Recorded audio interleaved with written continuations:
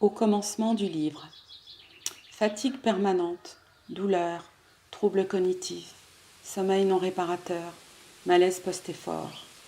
Longtemps, j'ai préféré dire que j'avais une encéphalomyélite myalgique. Cela faisait plus sérieux que parler de syndrome de fatigue chronique, EMSFC. J'ai commencé d'écrire pour moi, pour garder trace de tout ce que je traversais, pour ne pas oublier tout ce qu'il a fallu franchir pour aller au-delà des murs que le EMSFC dressait devant moi, pour me souvenir de tous les outils de mon quotidien, pour dépasser douleur et épuisement, pour enfin construire de nouvelles passerelles vers moi-même et surtout vers les autres. Depuis plus de 2 ans, je m'emploie à faire le deuil de ma vie d'avant. Je m'attache à découvrir de nouveaux possibles et je me construis une nouvelle vie.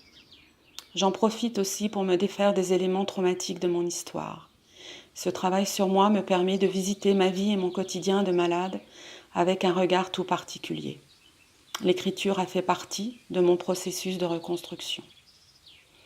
J'ai eu envie de partager mes écrits avec des médecins, puis avec des proches et des malades. Leurs retours m'ont encouragée à aller plus loin dans le partage. Il m'a fallu un peu de temps pour accepter de partager mon intime avec le plus grand nombre et publier ce livre. Aujourd'hui, j'ai envie d'aller encore plus loin et de continuer cette belle aventure littéraire en mettant en images et en musique certains extraits de mon livre et en construisant ce blog.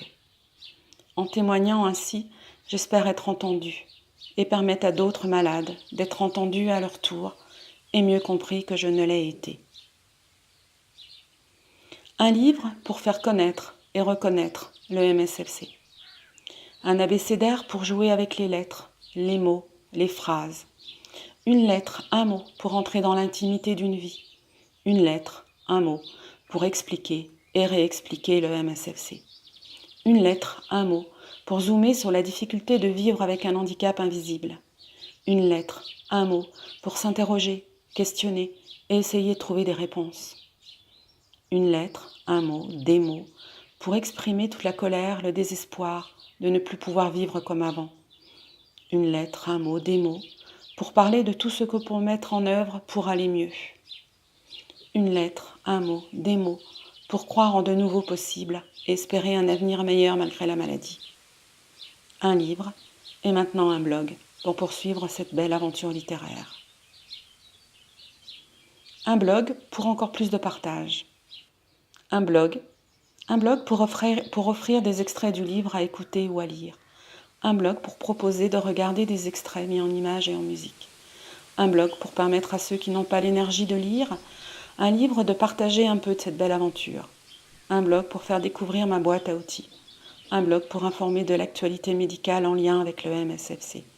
Un blog pour continuer de partager l'humeur du jour.